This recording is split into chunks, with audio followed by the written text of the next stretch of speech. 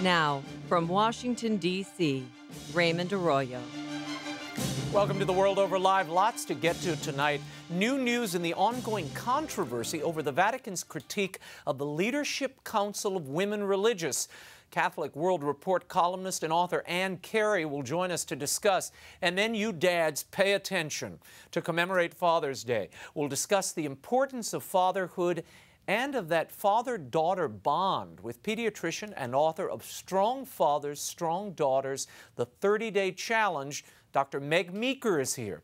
She'll also take your questions. So if you're having a problem with your daughter or experiencing some conflict, Dr. MEEKER can help get your questions in now, especially you dads. The number, 1-800-221-9460 in the U.S. and internationally 205-271-2980, or drop us an email at worldover@EWTN.com. And finally, the USCCB, the Bishops' Conference, met in Atlanta this week for its spring meeting.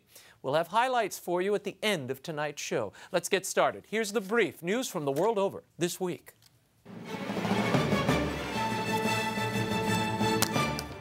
The Christian exodus from Syria continues as the last 1,000 Christians in the west-central city of Al-Qasr took their leave. This after an Islamic rebel faction recently gave the faithful 6 days to leave, the ultimatum delivered from the minarets of local mosques.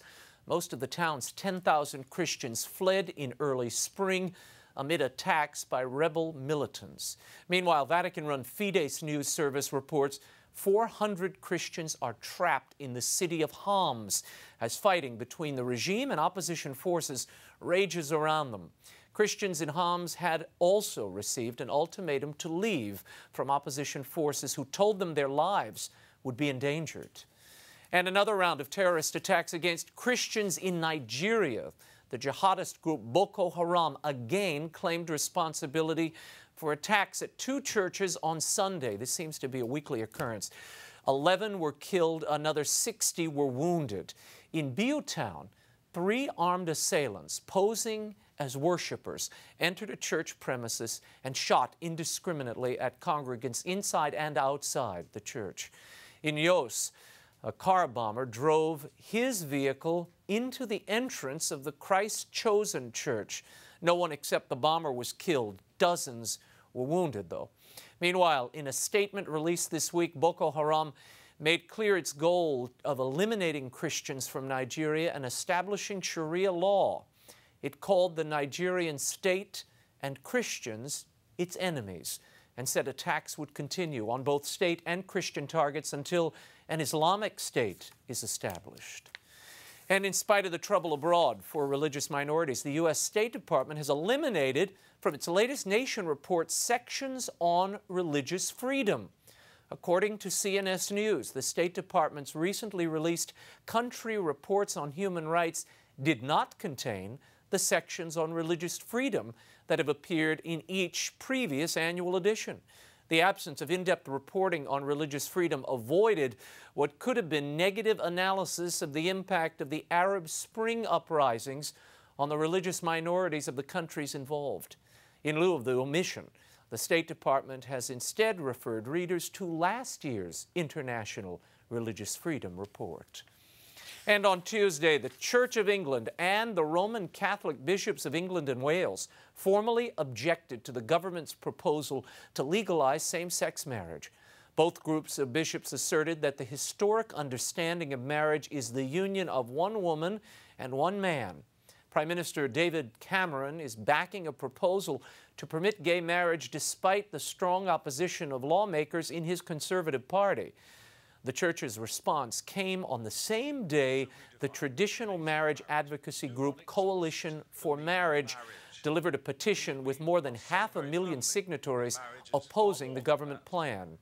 Thursday was the deadline for public comment on the matter, though the Cameron government has made clear that it is considering how to implement same-sex marriage and not whether it would. And Pope Benedict XVI has made an official offer of reconciliation to the Society of St. Pius X. After a Wednesday meeting between Cardinal William Leveda, prefect of the Congregation for the Doctrine of Faith, and Bishop Bernard Fillet, the senior general of the traditionalist group, the Vatican said it is prepared to establish a personal prelature for the society. For full communion to take effect, the SSPX must accept a doctrinal preamble provided by the Vatican for consideration last September. Should the new personal prelature be formed, it would be the second such structure within the Church, Opus Dei being the first. Acceptance by the Society of St. Pius X is not assured, as the Society's other 3 bishops have expressed misgivings about such an agreement. An official response is expected within days. And the remnant Catholic Church in Azerbaijan received a top church official this week. Cardinal Fernando Filoni, the prefect of the Congregation for the Evangelization of Peoples, visited all 450 Catholics in the country to commemorate the 10th anniversary of Blessed John Paul II's apostolic journey there. In 2002, Catholics numbered less than 200, while under Soviet rule, Azerbaijani Catholics suffered from more than 70 years without a priest or a church. Under Stalin, the country's last priest was sent to Siberia, and its last Catholic church was razed and replaced by a recreation center for the KGB. Cardinal Filoni commended the heroism of the local Catholics who remained faithful under the brunt of persecution. And in the United States, Southern California's landmark Crystal Cathedral in Anaheim has a new name. After purchasing the building earlier this year, the Diocese of Orange has renamed it Christ Cathedral. The 3,000-seat worship center was the broadcast home of televangelist Robert Schuller and his Hour of Power ministry. The ministry went bankrupt in 2010 after Schuller's retirement, enabling the diocese to purchase it for nearly $58 million. By any measure, the glass-paned megachurch is not your typical or classical Catholic cathedral. The building has not yet been renovated. Timetables and designs for how the building will be retrofitted for Catholic worship has yet to be announced. And are younger Americans losing their faith? A new Pew Research poll shows a sharp rise of those under 30 who doubt the existence of God. Only 68% of the so-called millennial generation agreed with the statement, "I never doubted the existence of God." That's a 15% drop from 5 years ago. The Pew report further noted that those under 30 were far less religious than preceding generations when they were the same age. Pew did not speculate on the reasons for the sharp drop. There was a silver lining in the report, however. In spite of their doubts, there was no drop-off in those who identified themselves with a religion. When we return, is the Vatican waging a war on U.S. nuns? Many seem to think so. Ann Carey is here to give us her assessment of the ongoing discussions between the Vatican and the leading conference of women religious in the U.S. and Dr. MEG MEEKER on fatherhood. Straight ahead when The World Over Live continues.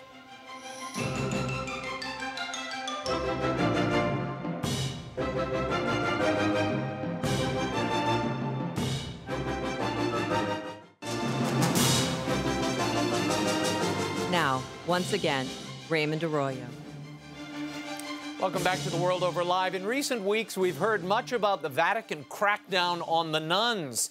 This week, a bishop who led the probe of the Leadership Conference of Women Religious broke his silence, and the organization's representatives held a meeting with Vatican officials in Rome. To put all of this in some context is Catholic World Report columnist and author of the groundbreaking book, Sisters in Crisis, The Tragic Unraveling of Women's Religious Communities. Ann Carey joins us now from St. Louis. Ann, thanks for being here.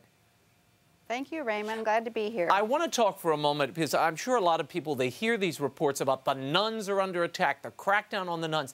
Tell us who the Leadership Council of Women Religious is. What is this organization and how large is it? Who does it represent? The Leadership Conference of Women Religious is about a 1,500-member group. and it is made up of the leaders of about 80% of the women's religious orders in this country. It was set up by the Vatican back in the 1950s, as were other superiors conferences in other countries where the Catholic faith is present. And they went off the rails, doctrinally speaking, in the 60s, 70s. I mean, this has been going on for about 40 years. It's certainly nothing new. Give us a sense of, the Vatican came in and their assessment, and that's what this is, a doctrinal analysis, if you will. They claim that LCWR members are engaged in serious doctrinal errors, doctrinal confusion, that there's a relative silence on abortion, traditional marriage, a heavy emphasis on social justice, and corporate dissent on female ordination and homosexuality. Does that represent all 80% of the nuns you alluded to earlier? Oh, no, certainly not. And in fact, the doctrinal assessment document made a point of saying that the document was addressed only to the 1,500-member Leadership Conference of Women Religious. And also, this is really just the leaders of these orders, and all of them, I'm sure, aren't in uniformity or in complete agreement with some of the leadership there. That's right, and I think there's even a question as to how well informed the officers of the Leadership Conference have kept their members, too. I want to play this for you. This is Bishop Leonard Blair of Toledo. Now, he led the doctrinal review of the Leadership Conference of Women Religious. He broke his silence this week in a written and broadcast statement. Bishop Blair took issue with the way this story has been portrayed in the media and explained the doctrinal assessment this way. What are the church's pastors to make of the fact that the LCWR constantly provides a one-sided platform without challenge or any opposing view to speakers who take a negative and critical position vis-a-vis church doctrine and discipline and the church's teaching office? Why do you think this has sort of been distorted in the media when Bishop Blair says this is what's happening? There's a break with discipline, a break with church teaching. I think there's been an effort to deflect from the actual doctrinal issues. You know, most people respect women religious. They, after all, have built the institutions in our country, and they do serve everyone in need. And so there's a great love for sisters. So I think that it's been an effort to say, well, an attack is being made on the work of the sisters in order to deflect this criticism from the Vatican about the doctrinal issues. Now, the LCWR claims that these are unsubstantiated accusations. And my question is, hasn't this been going on for a good long time? Wasn't there a doctrinal warning in 2001, Anne, if memory serves? Well, that is correct. According to the all the information that has been coming out, apparently, according to the document that was put out by the CDF, the sisters were told early on, like in 2001 in April, I believe, they were asked to explain what progress they had been made in these particular areas where they had made some errors. And then the sisters seemed to act as though they were surprised when the assessment was called in 2008. As evidence of the doctrinal problems plaguing the LCWR, Bishop Blair recited a list of his concerns. Here's what he had to say.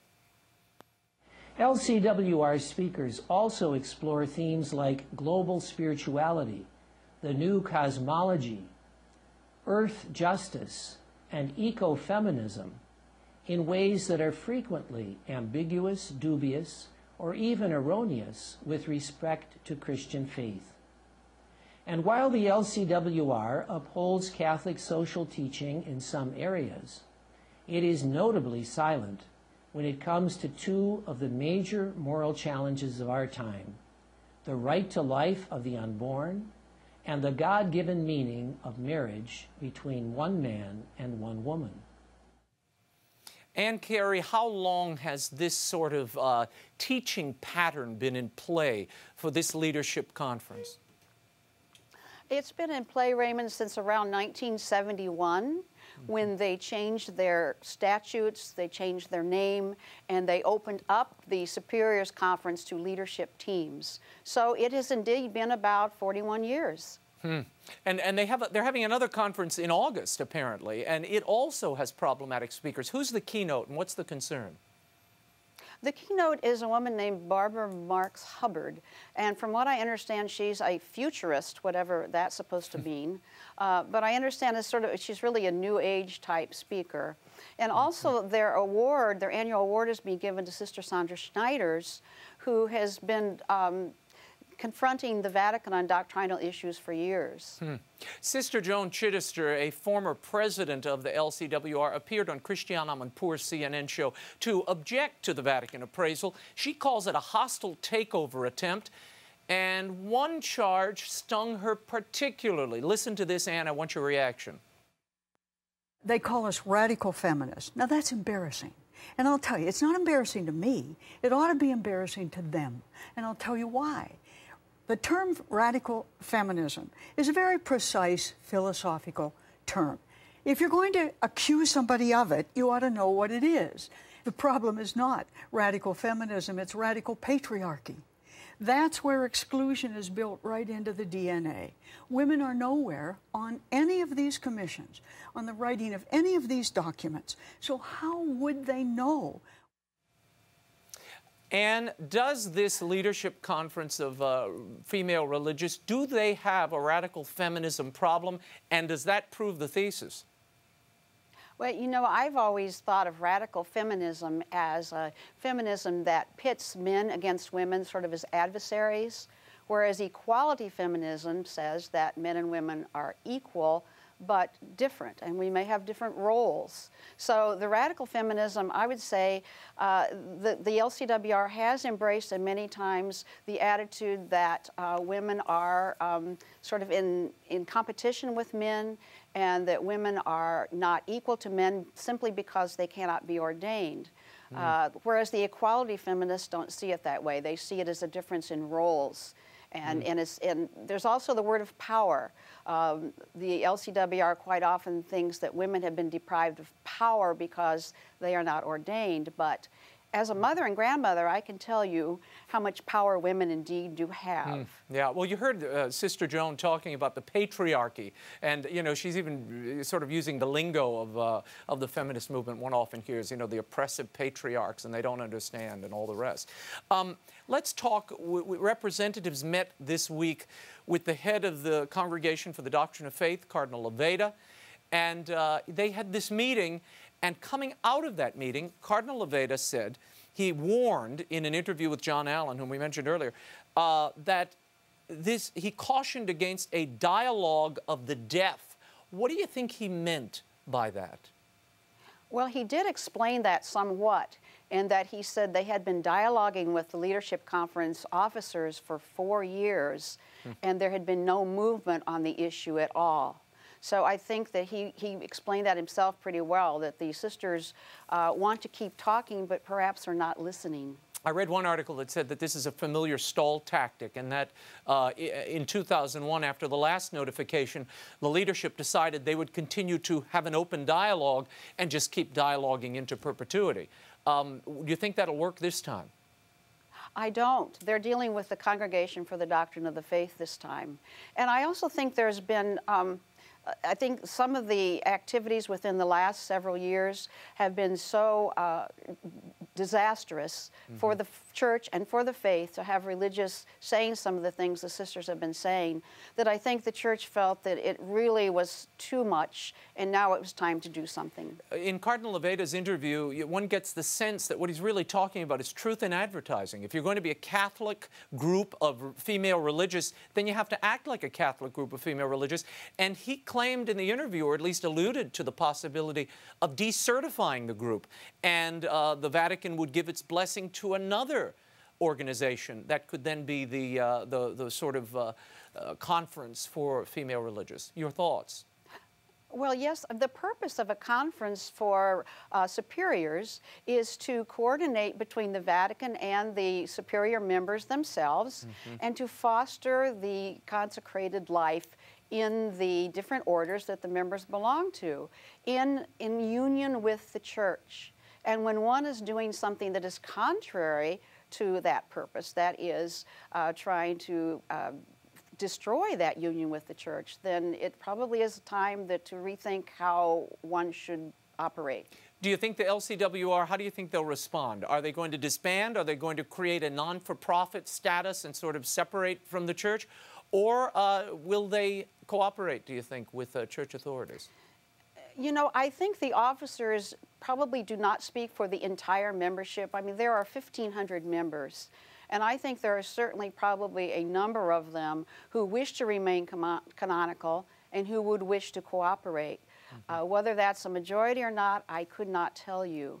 But I think there definitely will be two factions in the LCWR, and they will certainly be discussing this in their regional meetings and at their annual meeting in August. Very good. We'll keep watching it. Thank you so much, Ann Carey. Ann's book, Sisters in Crisis, The Tragic Unraveling of Women's Religious Communities, is published by our Sunday Visitor. It's a worthwhile read. Up next, we'll talk about the special bond between fathers and daughters and how it can be practically strengthened. Dr. Meg Meeker is here to take your questions, and she'll offer some tips. The World Over Live continues in a moment. Stay right there.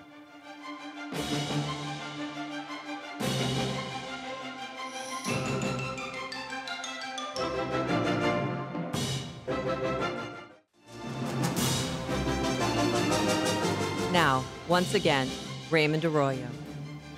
Welcome back to The World Over Live. My next guest is a well-known speaker on children's health issues and the parent-child relationship. For over 25 years, she's practiced pediatric medicine. She's also the author of Strong Fathers, Strong Daughters, The 30-Day Challenge, which is a companion to her 2007 book of the same name. Here to remind us of the benefits of the strong father-daughter relationship and to offer some concrete advice for getting there is Dr. Meg Meeker.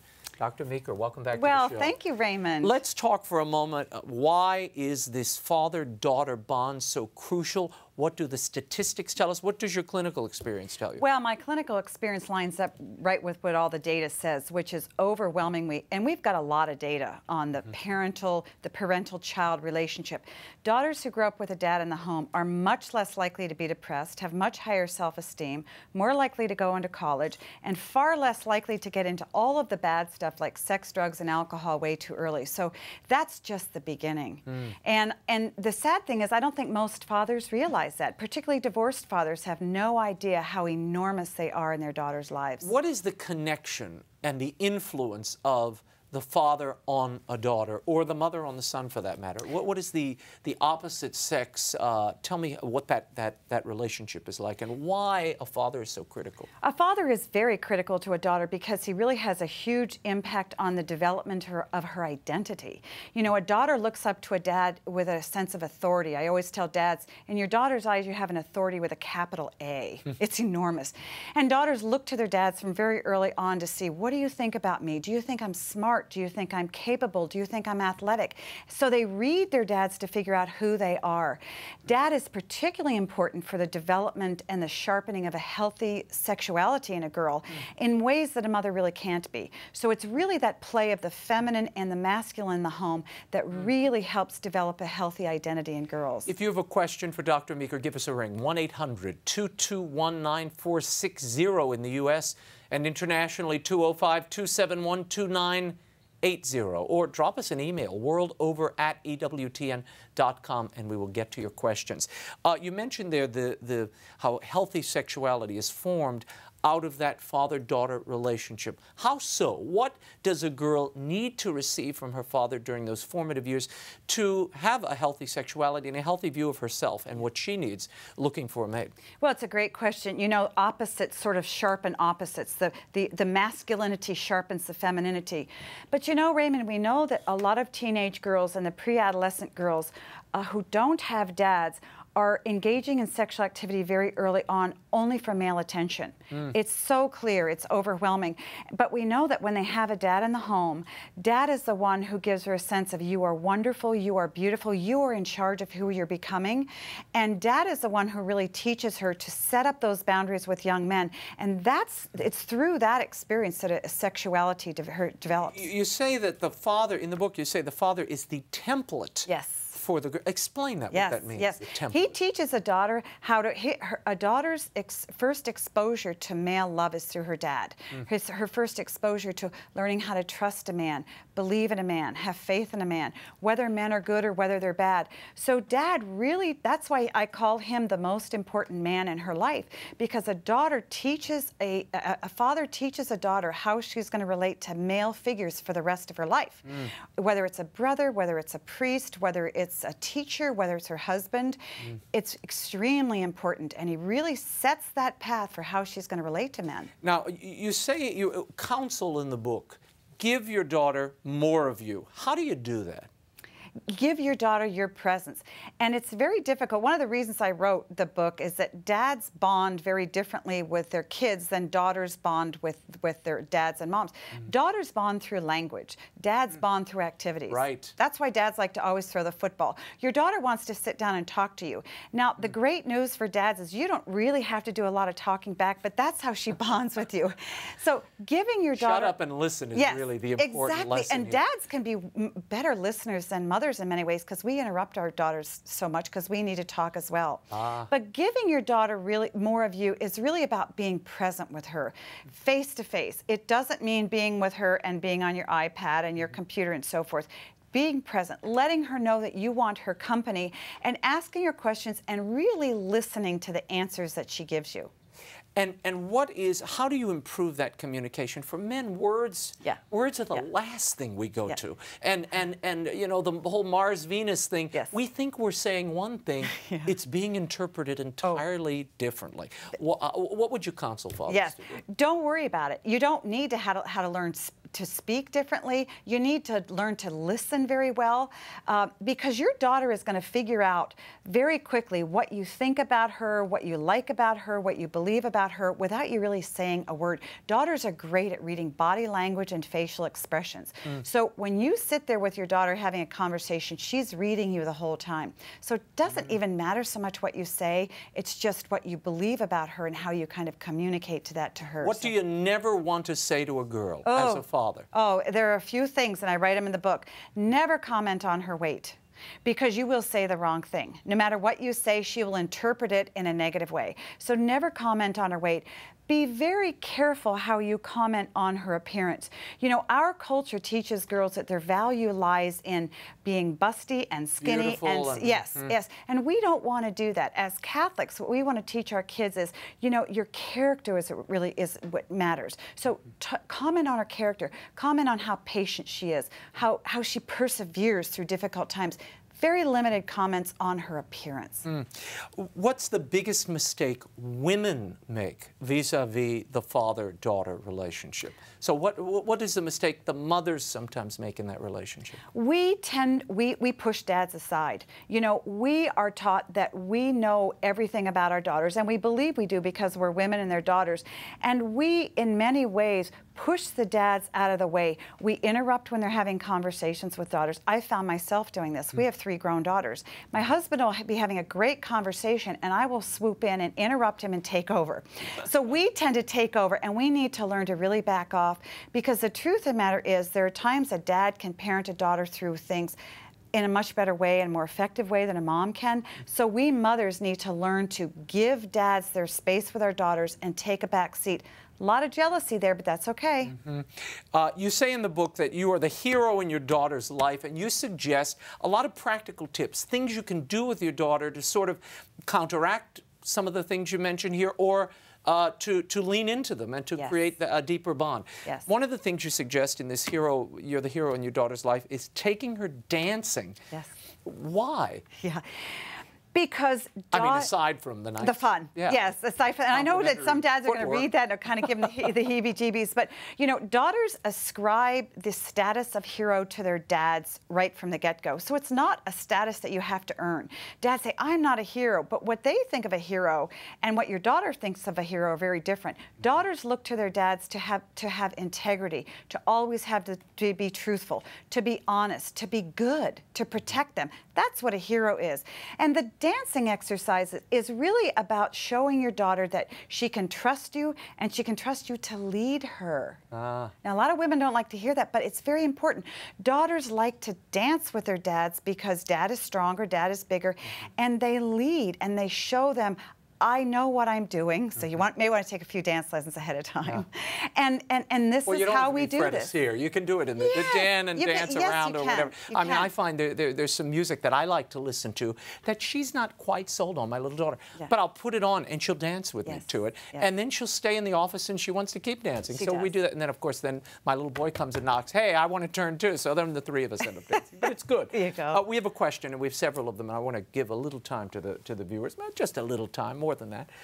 It says, how do you help a woman who grew up without a dad because of death and they had no male image in the home? How do you help them? Well, I think that you have to be honest and truthful and understand there are many things that daughters want from their fathers. There are needs that we are born with that are God-given, that are meant to be filled by men. If a daughter loses a dad through death or divorce, some of those needs aren't filled, and women carry that hurt with them far into the future, into their marriages.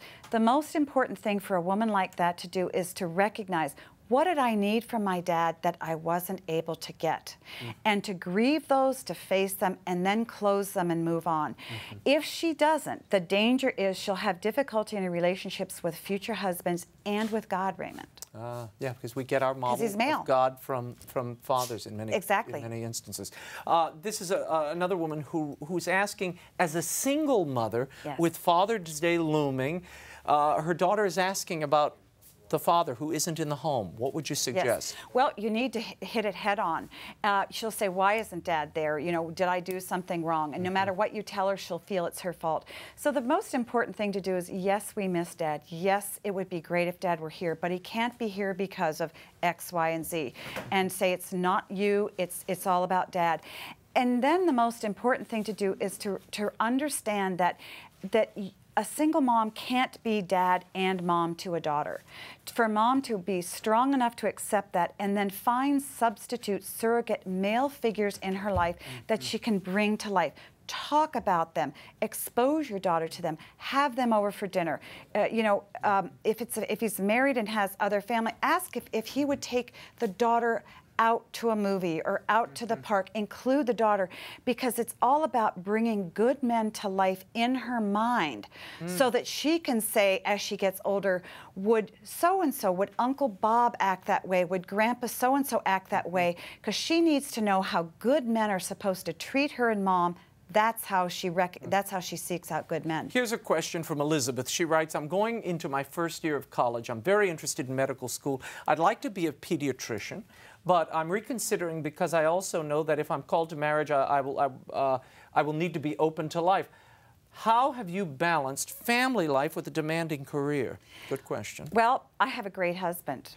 That helps. It's hugely helpful.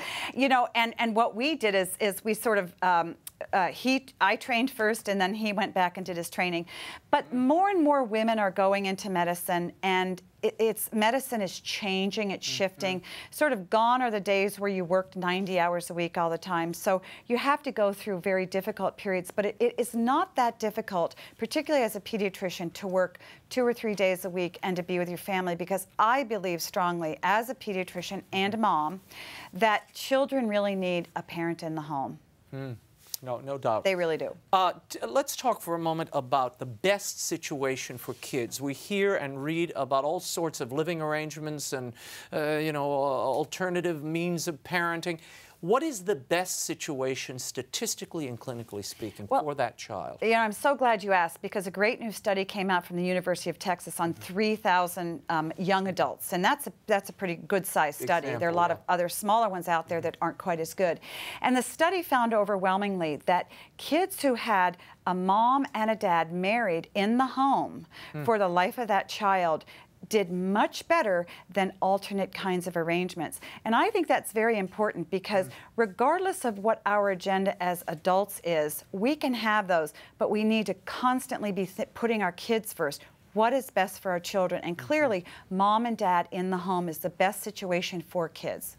And do you think it's because of that complementarity that, that exists there? Again, we get something from our mothers, we get something from our dads, and as you said earlier, there's no way for the same-sex parent to quite give that to the daughter, for instance. She needs to get it from her dad. Exactly. And vice versa. Exactly. Boys need their dad in the home when they're teenagers. Mom cannot give them what a dad can, and dads can give a daughter something that mom can't give. It's meant to be that way, and it's okay. And I realize that a lot of our viewers are single parents, and hearing this and thinking, uh-oh, does that mean my child is doomed? No, it doesn't mean your child is doomed.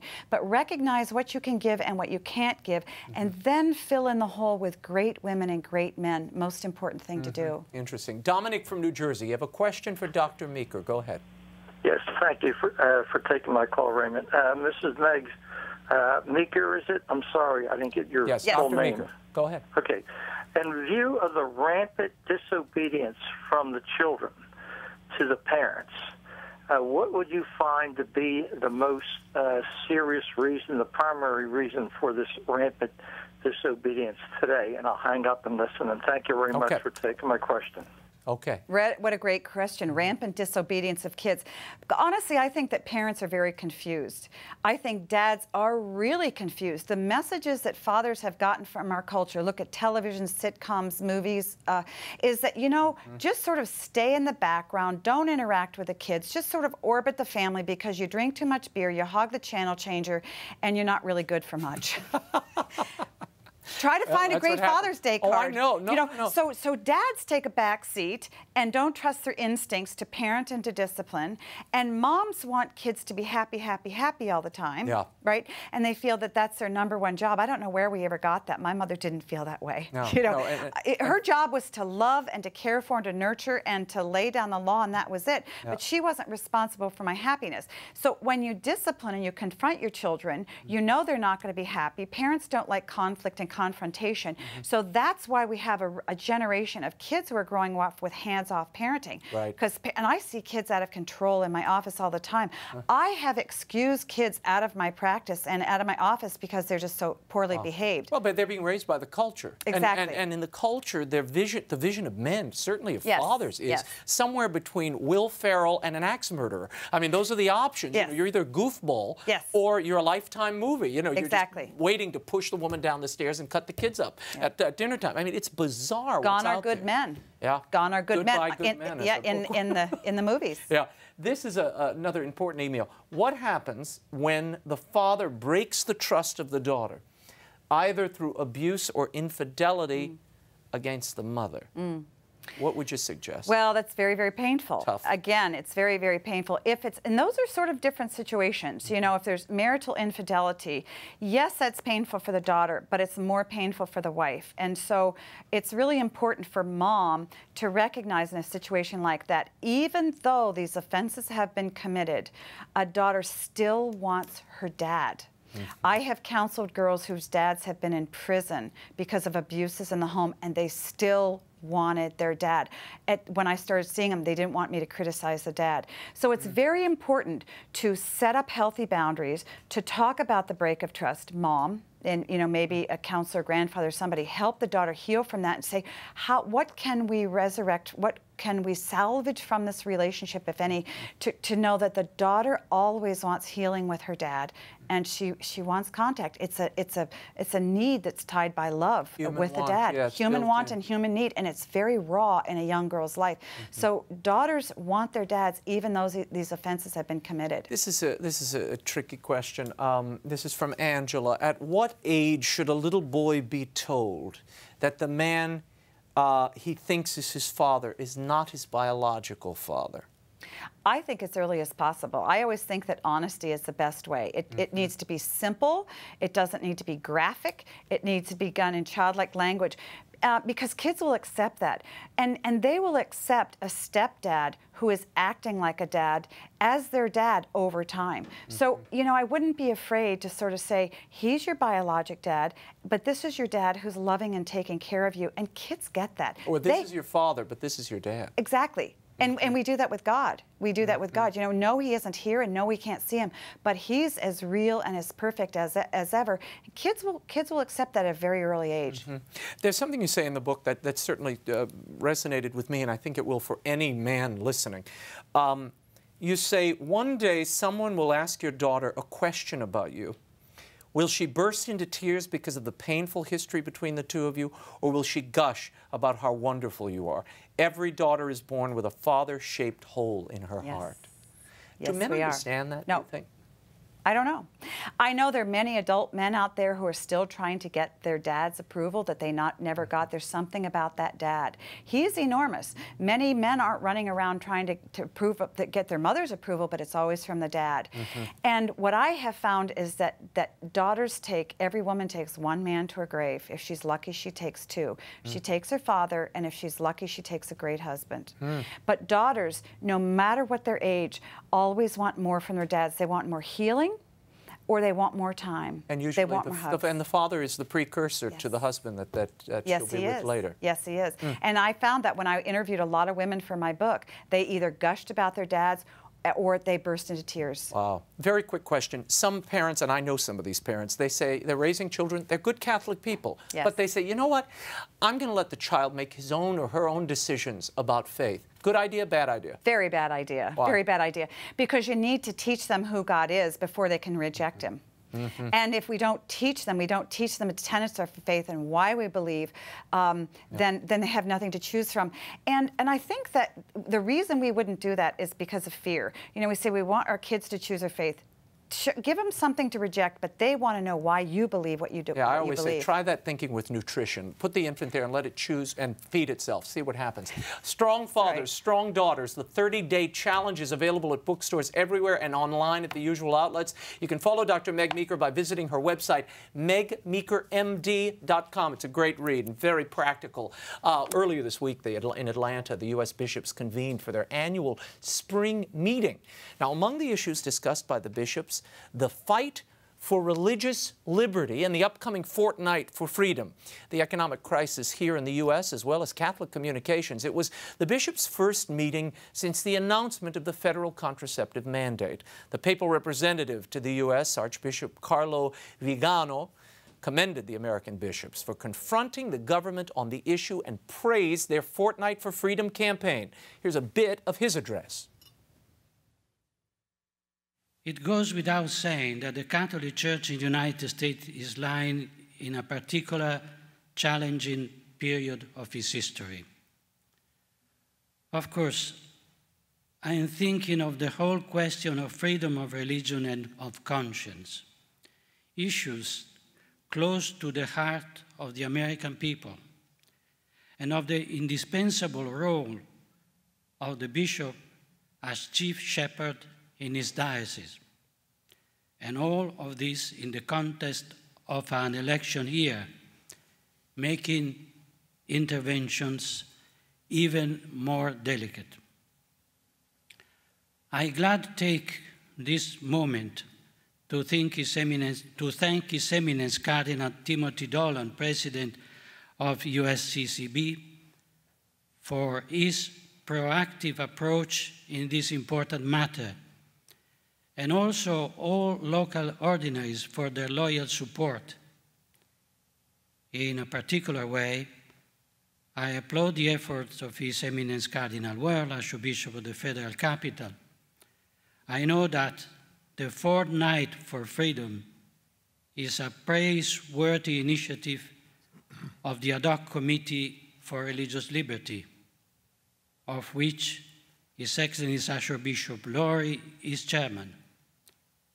It has my full support, and I will be participating in it locally in the Archdiocese of Washington.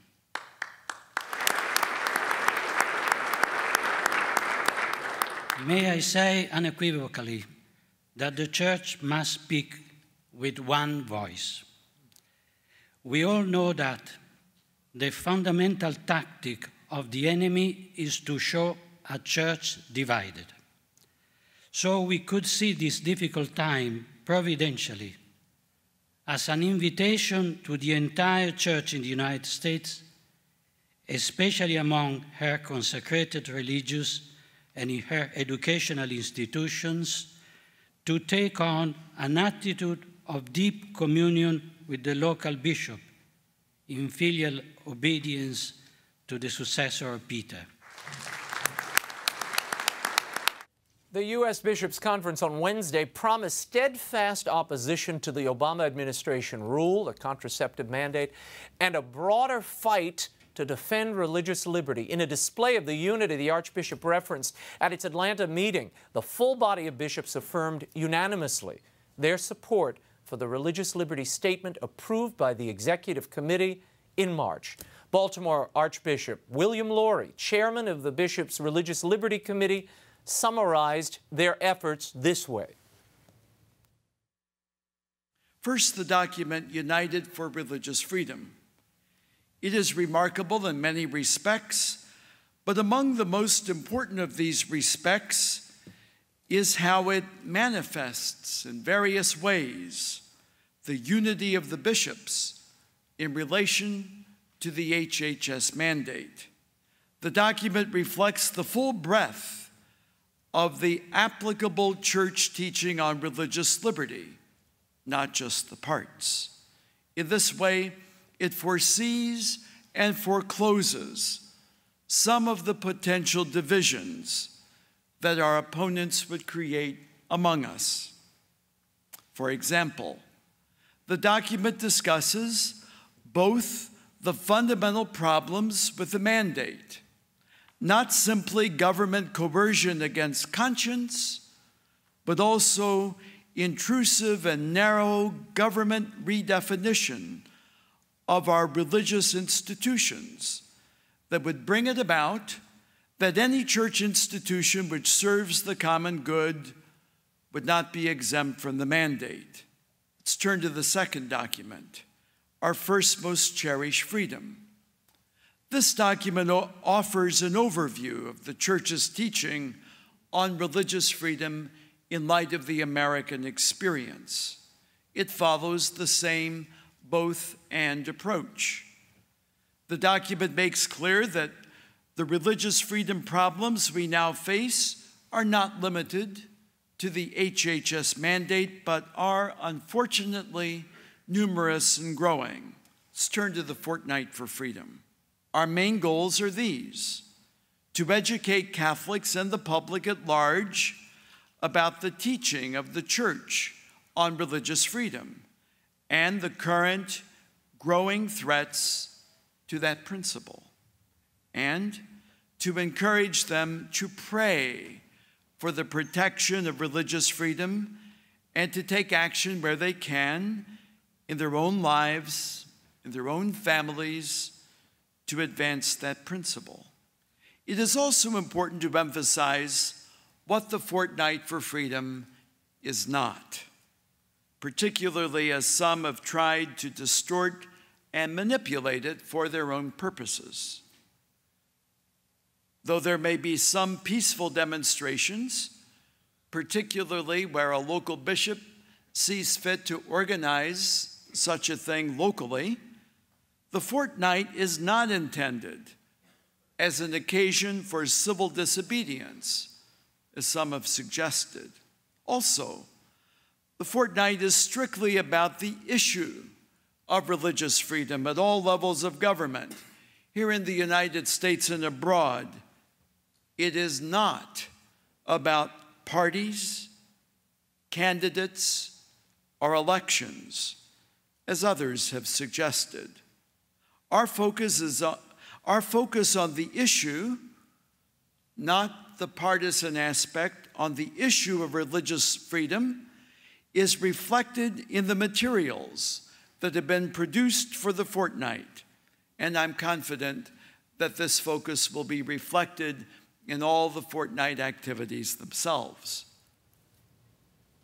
In recognition of the economic downturn in the United States, Bishop Stephen Blair of Stockton, California, chairman of the Bishops' Committee on Domestic Justice and Human Development, asked his brother bishops to consider the drafting of a new document to reflect on work, poverty, and the broken economy.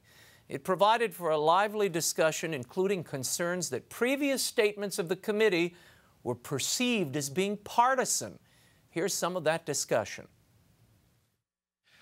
This is an effort to advance the USCCB's priority on human life and dignity, to demonstrate new evangelization in action, bringing the gospel to the experience that people now widely are feeling in terms of poverty and the effects of the economy and the loss of jobs.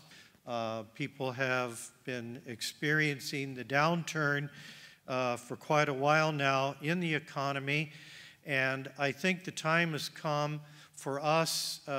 We have made statements. Cardinal Dolan issued a statement from the Administrative Committee 2 meetings ago, but I think it's time for us to have a more extended response where we as bishops and as pastoral leaders bring the impact of the gospel and our pastoral concern to people who are experiencing all the effects of the economy. We want to bring hope. Because there have been some concerns raised by some lay Catholics, a good number, and especially some Catholic economists, about what was perceived as a partisan action against Congressman Ryan and the budget that he had proposed. One problem is that this was perceived, again, this is perceptions, was perceived as an action of the bishops when it was only a committee. Another problem is that it was perceived as a wholesale dismissal of a very detailed plan when we need, it seems to me, to be articulate, or need to be only articulate in principles and let the laity make these applications. Thirdly, it was perceived as partisan and thus really didn't further a dialogue in our deeply divided country. I'm somewhat reluctant to support this proposal, but your caveats has helped me a great deal, because I'm not sure that we have the humility yet not to stray into areas where we lack competence and where we need to let the laity take the lead. Yeah. I'd like to suggest to the committee that you also consider what's a fifth bullet point in what we've gotten, and I'd like to move it up higher, and that's about the family.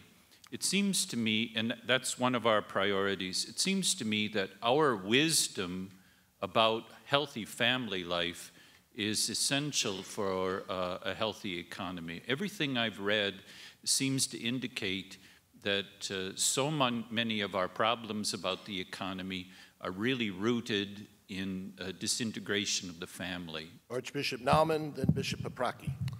Thanks, Bishop Blair, and I support the concept of the statement. I was particularly gratified to see that there was a balance in some of the principles that should be emphasized. And I think that goes to what Bishop Boyer said. I think there really is a perception problem with the conference and with this committee particularly as being perceived at times as partisan. And I hope we will seriously take the principle of subsidiarity, which has been neglected, I think, in past documents. I think Archbishop Vigneron's emphasis on the family, it seems that there are some that are see the whole solution as being a solution that the states solves, and the more people we get onto state assistance, the better. And that same group of people also seem to do other things that attack the structure of the family. So I think there's a great relationship between some of our economic woes and the solutions that we come that are real solutions. I think we've seen some solutions tried now for decades with no real results, and I think I hope that our statement won't just be, again, a reinforcement of that. And finally, I think we need to talk about the debt and the real seriousness of that debt, and that we can't just simply go on, as sometimes we're perceived as just encouraging the government to spend more money with no realistic way of how we're going to afford to do this. I think we need to keep this into account with particular focus. I would like to see on the importance of putting emphasis on the private sector and how jobs need to be created in the private sector, because I think that in the long run that's the best way of helping people to have economic stability. Thank you. Some interesting comments there by the bishops, and certainly a change in this entire body. You heard it in some of those comments. On Thursday, the bishops turned to communications, and Bishop John Wester, the chair of the Bishops' Communications Committee, offered a report on the ways the bishops are attempting to engage media. For instance, they now have an e-book version of the Catechism. They're building a studio to receive feeds from the Vatican. During the discussion period, Bishop Gregory Hartmayer of Savannah offered this suggestion.